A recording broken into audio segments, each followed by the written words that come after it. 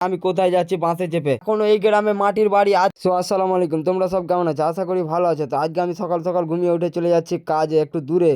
তো আমি এখন বাস ধরবো। তো অলরেডি বাস স্ট্যান্ডে চলে এসেছি। বাসের জন্য আমি অপেক্ষা করছিলাম। আগাদিকে একটা বাস লেগে আছে, এটা যাবে কলকাতা। তার জন্য আমাকে একটু ওয়েট করতে হবে। আধ ঘন্টা হয়ে গেল বাসের জন্য দাঁড়িয়ে আছি, তারপর আমি বাসে চেপে নিলাম। হ্যাঁ, আমি তো বলতেই ভুলে গেছি কি আমি কোথায় যাচ্ছি বাসে চেপে। তা আমি যাবো এখন ডেউচক। ডেউচকে আমার কিছুটা কাজ আছে। তোমরা যদি এই জায়গাটা কোনোদিন যেয়ে থাকো তো আমাকে অবশ্যই কমেন্টে জানাও। তা আমি তো আজকে লাইভে প্রথম যাচ্ছি। তো অলরেডি আমি বাস থেকে নেমে গেছি ডেউচকে। তো এখানে এসে আমার বন্ধুকে কল করলাম, আমি ডেউচকে নেমে গেছি। তারপর আমি একটা চা খেয়ে নিলাম। চা খাওয়ার পর আমার বন্ধু বলছে কিছুক্ষণ ওয়েট করো। প্রায় আমার আধা ঘন্টা ধরে ওয়েট করছে আমার বন্ধুর জন্য। তারপর আমার বন্ধু বলছে জামাইদাকে পাঠালাম। তারপর ওর জামাইদা চলে এলো আমাকে বাইক নিয়ে আনতে। তো আমি কিছুটা রাস্তায় যেতে যেতে ভিডিও করছিলাম কি এখানে এখনো এই গ্রামে মাটির বাড়ি আছে। তো আমাদের দেশে তো মাটির বাড়ি না, এখানে অনেক মাটির বাড়ি।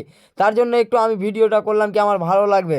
তো অলরেডি আমরা কাস্টমারের বাড়ি চলে এসেছি। কাস্টমারের বাড়ির ভিতরে যাবো। তো বাড়িটার আগাদিকে এত সুন্দর ডিজাইন করেছে কি বলবো তোমাদেরকে ভাই, একবারে অসাধারণ, একবারে খুব দেখতে সুন্দর লাগছে। তারপর আমি ভিতরে যাচ্ছিলাম, মিস্ত্রিগুলো কাজ করছে। মিস্ত্রিগুলোকে কাজ করতে তো আমাকে বলছে এই কাজগুলো করতে হবে। তারপর আমি একটা ঘরে ঢুকে গেলাম। তো এইবার এখানে আমাকে তার ফেলতে হবে কিছুটা। তারপর আমি ফের আবার একটা ঘর ঢুকে গেলাম। এখানেও আমার কিছুটা কাজ আছে, এখানেও তার ফেলতে হবে আমাকে। তো এরকম ঘরগুলো চারটে আছে, চারটের পর পর আমাকে তার চারটে ঘরই তার ফেলতে হবে। তো ফাইনালি আমি তার ফেলা শুরু করে দেবো আর কিছুক্ষণের মধ্যেই। তো এখানে কাস্টমারের বাড়িতে এসে আমাকে বলছে তার কিনে নেয়, তার কিনতে যেতে হবে। তো আমার ভিডিওটা ছিল এই অবধি। ভিডিওটা যদি ভালো লাগে তো লাইক কমেন্ট শেয়ার করে দেবেন, আর নতুন থাকলে ফলো করে দেবেন। টাটা।